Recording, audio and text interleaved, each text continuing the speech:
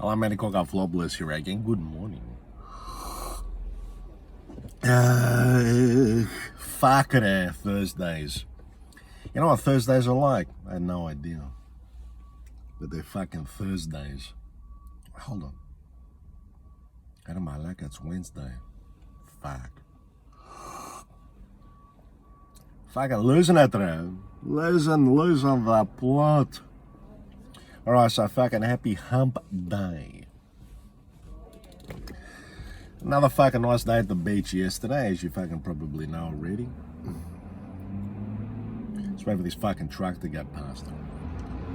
Oh, I need a fucking massage. On the way home from the beach yesterday, fucking driving past,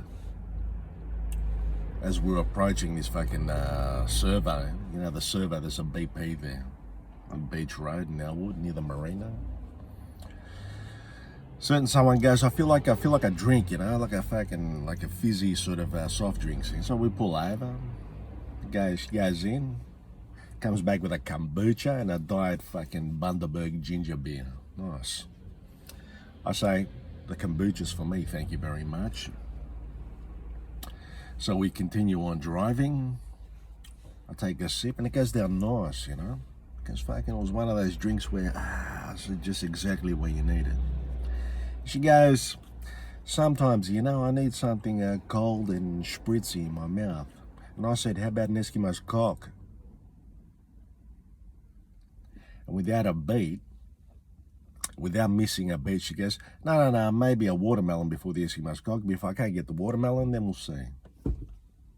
Fucking hilarious. Now that joke, by today's standards, forget about it. That's fucking cancel culture right there. That would get my fucking Netflix show fucking stripped of all its viewing, advertising, and whatever else. But jokes like that, between the two of us and within a few other people that I know, are fucking fast and furious. Politically incorrect. You haven't heard the fucking half of it there. Pardon my luck. You haven't heard the jokes I've made about Peggy. And tahini smeared on certain parts of the body. You know where I'm going with that. I don't fucking do it today. See, that's the thing. I feel like I need to clarify that I don't do it. Or I don't really think that way. Or I'm not really like that. They are politically incorrect jokes. They are absurd jokes. Their value is in the fact that they are just wrong, like you can't say that. But there's an art. There's an art form to saying things that are incorrect that you shouldn't say and making them funny. It's all about timing. It's all about the fucking let's go. Suck in there. Now, see, I understand that the word Eskimo doesn't really relate to, it's not really used anymore. And maybe it's, in some circles, it's seen as a derogatory term. I understand that the people are called Inuit and so on and so forth. It's not about the people. It's not about anyone who lives near the North Pole or anything like that. It's just a joke. It's more about the intent than the actual words. We've reached a stage in society where we're legislating or we're trying to make rules around words. Now, words are important. I'm using words right now, if you haven't noticed. This is a word. This is a few words. That's a few words as well. This is another word. So we use words to communicate. It's not the only way we communicate. In actual fact, we communicate in many other ways that are much more fucking potent than just with words. Because I love you can mean anything in there. I love you can mean get the fuck out of here. I love you. See that? Yeah, you look nice. Bleh. See that? Now, did you feel good when I said to you, yeah, you look nice? No, you could tell that there was a bit of fucking acid in my fucking tone there. It's all about the delivery and what is meant.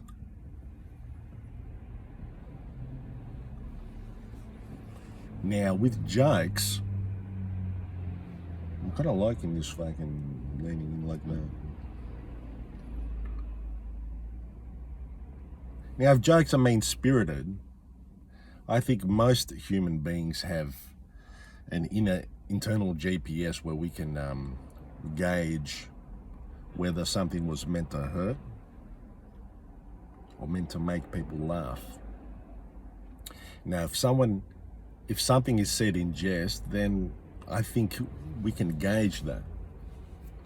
If something is said to hurt someone, we can also gauge that as well. And that's not nice, man. That's not cool. But also there are certain groups in the community who've been the butt of jokes for years. And now we're at a point where that's changing. And I think that's a good thing.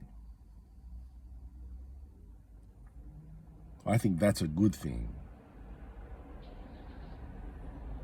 Because it's kind of easy to fucking, I don't know, it's kind of easy to punch down.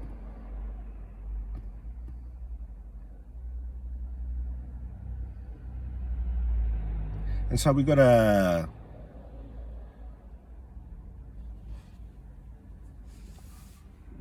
like work out a way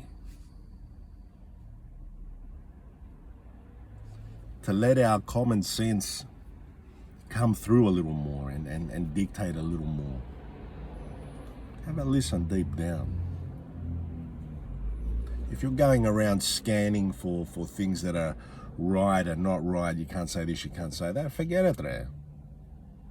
Forget it there. You're going to find fucking problems everywhere.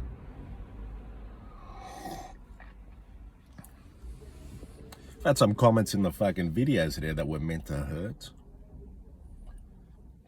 I think they were. But then again, see, I might be reading them out of context. I don't read them that often. But when I do, I might be reading them out of context because the particular people who fucking write them, it might be in a conversational type of thing where their tone is a little different. And I might be reading it in a certain way because I might be in a fucking bad mood. I've just woken up or whatever. And I go, fuck you, eh? Fuck you. But they might not have meant it that way.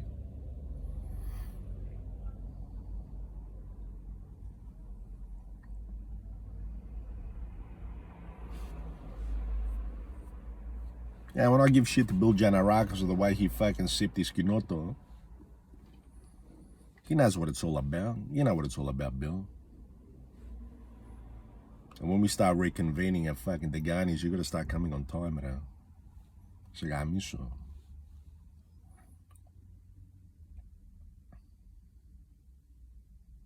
It's all in jest. Ramalaga, we grew up with nicknames. In Brunswick, we grew up with nicknames for people, for other fellas. We're fucking brutal there. People had nicknames because they looked like a particular type of animal. And that was their nickname.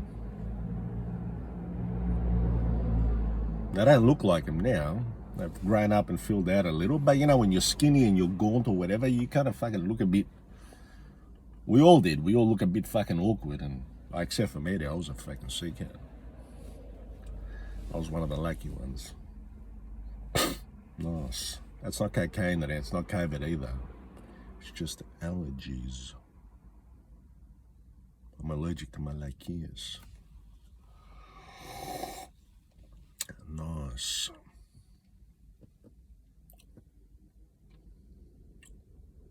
So yes, I said that joke. Sometimes I need something cold and spritzy in my mouth. And I said, how about an Eskimo's cock? It's fucking hilarious. Now she came back with something that was even more funny. And I've noticed this with this type of humor from women who have had to either one, grown up around brothers, older brothers who brothers can be fucking merciless sometimes. I know from experience. Sorry, sis. But also having worked in like corporate environments, which are very fucking high level corporate environments especially, which are fucking very testosterone, very fucking Gordon Gekko type malakias. And so women have to, not have to, oh, I guess they do, I don't know, develop, you know, what people refer to as a thick skin.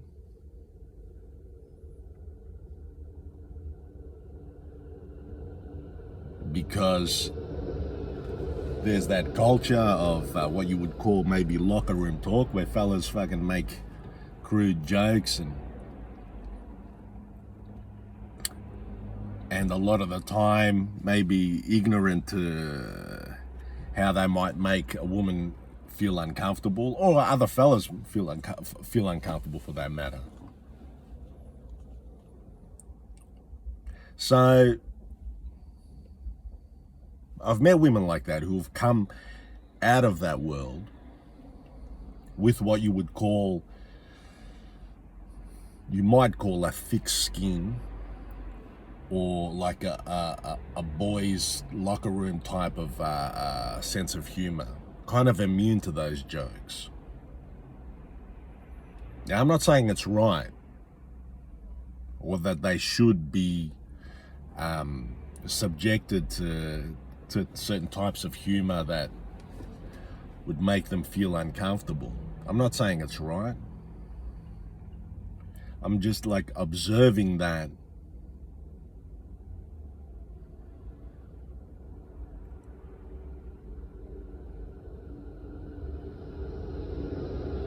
that type of humor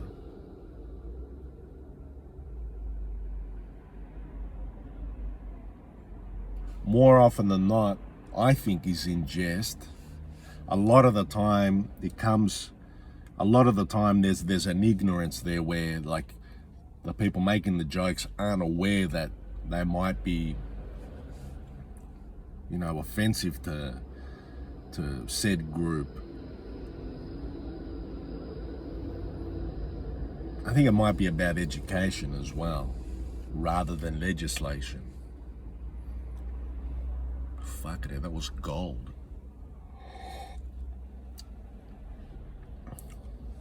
But you should hear some of the jokes I make at home, man. They're fucking sick. Not like sick, but they're sick.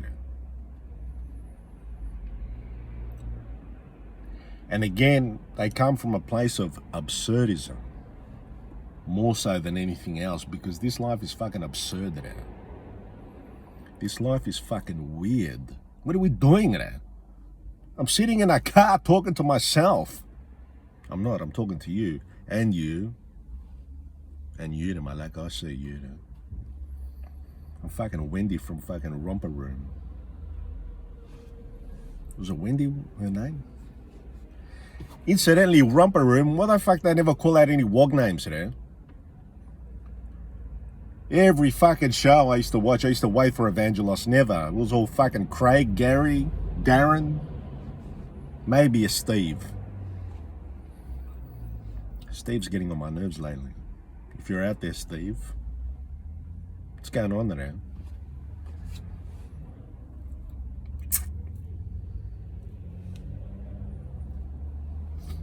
Lost my train of thought. I digressed.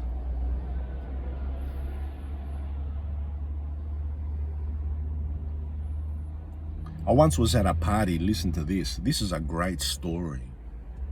I once was at a party, and this Anglo fella was there. And he started going on about this is what he was saying. Out of the blue there, this was his fucking shtick. And he was saying this aloud in front of everyone, so everyone could think he was a fucking educated fucking seeker. It was a malaka.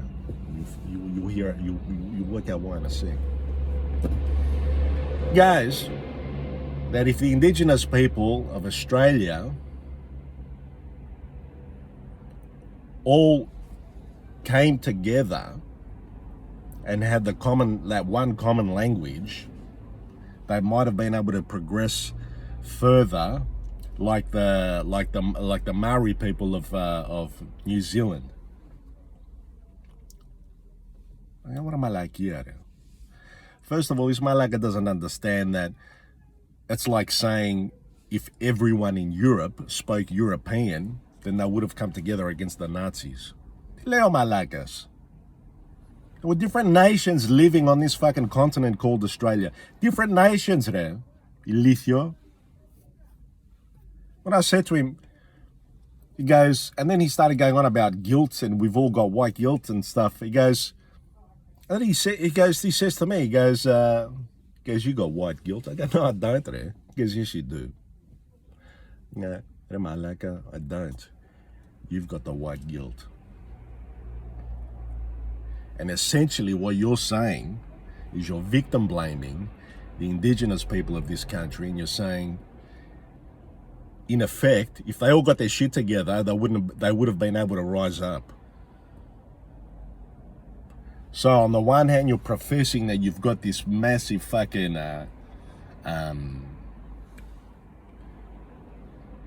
this grand idea that no one's thought of before,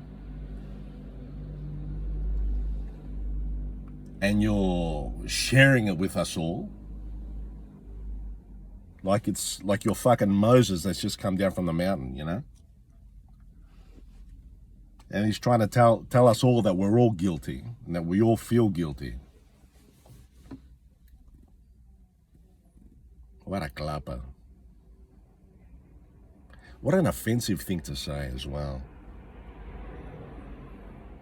If they had their one language that they could speak, then they would have been able to unite and rise up or whatever. What am I like?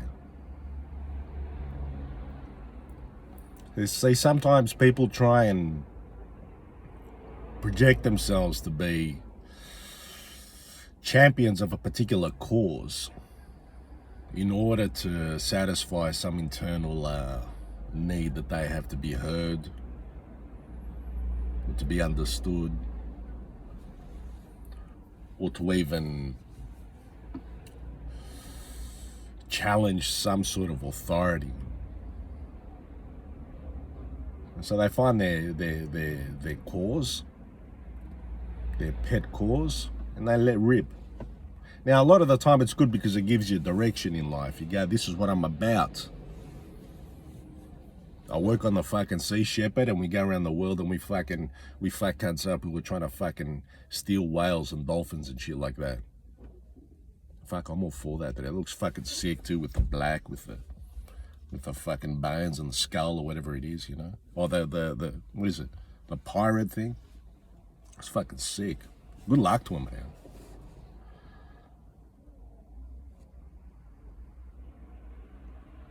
But there's a lot of hypocrisy in those kind of niche causes and stuff. Because we're all humans now. We're all humans just trying to fucking work this shit out there. That's all.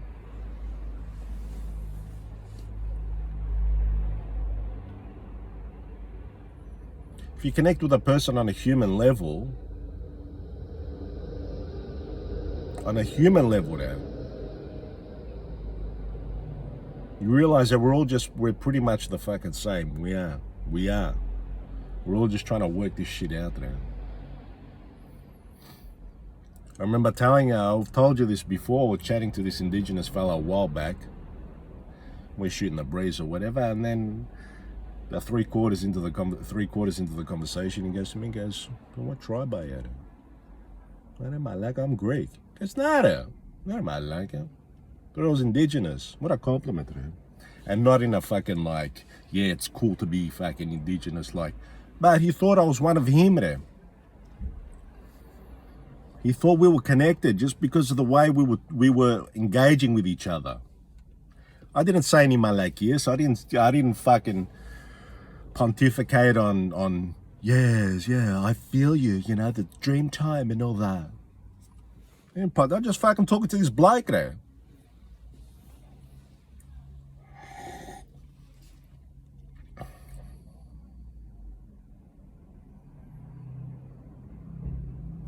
I know someone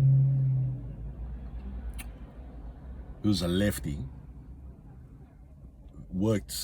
is in deep in these kind of lefty arts sort of communities, very politically correct. I would say shit to this person and they would say, you can't say that, you get into trouble. I'm like, fuck off, man. This person worked for an organization as well that's very kind of left wing, but this person also was obsessed with the Sopranos. Nothing wrong with that. It's a fucking great show. They actually got me to watch it. Maybe sit through and watch all fucking, 5, 6 seasons. I got into it as well. Now, if you remember the Sopranos, Tony Soprano, what kind of a role model's that there? The guy's a fucking video, always in his kitchen eating. He had fucking chicks everywhere. Fucking, mental problems. He wasn't a very good boss. He was very quick to anger. But great character, that great show. Paulie Walnuts, forget it. Tony Sirica. I can't do it, fucking out. If I was ever to meet someone in person and tear up, it would be Tony Sirica. Fuck, what a sick under there. Got the one-liners, forget about it. But this person told me they knew of another person who found another left-wing person in that fucking world there, artsy and whatnot, found Tony Soprano fucking sexy. How does that work? Tony Soprano. And she wasn't the only one. There are many women around the world who probably used to fucking jerk off to that kind of thing. Can you imagine it? Watching the Sopranos, being some sort of fucking lefty,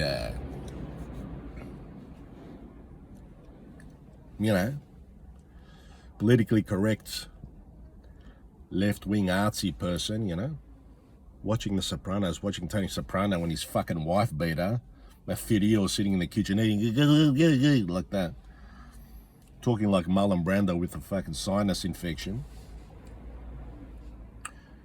and watching the TV and go, nice, he's fucking hot. You fucking for real? That goes to show you that there's on the one hand, there's this political correctness type thing coming from mostly fucking middle class white Anglo people, privileged, but also at the same time, ethnic cultures, they fetishize them. So guys like Tony Soprano, Cockaflopoulos, they feel the vibes there, but at the same time they wouldn't want to invite you for fucking Sunday roast with Darren and Margaret. But they like the vibes of the culture. They like the food, they like the music. It's cherry pick from a bit of this and a bit of that, but leave that inappropriate humor at the door. I don't think so. It's all about intent. It's all about intent. Use your fucking common sense. If someone says something to hurt you, you'll know it there. If someone says something as a fucking joke, you should know that as well. I remember being on the set of a fucking TV show, And usually with these fucking film sets or whatever, they're very, very masculine, very irreverent, and these fucking crew members are always fucking cracking sort of inappropriate jokes. These one time they said this fucking joke amongst them, and it was very, I didn't like it. It just didn't make me feel right. It just wasn't the dance. It just wasn't right.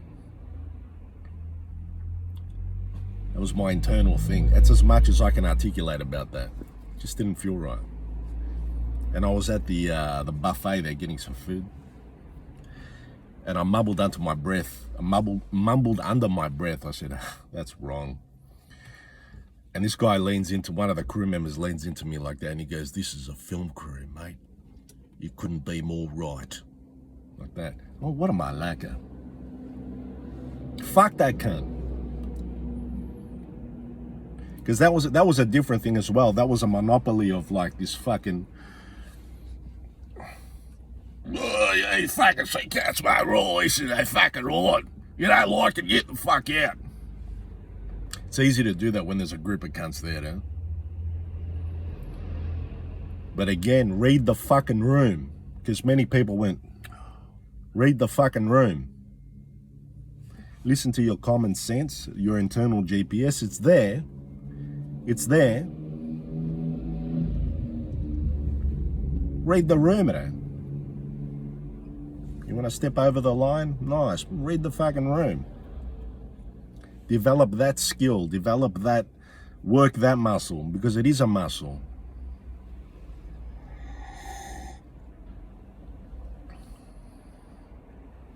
Also develop the other muscle. Ah, see what I did there?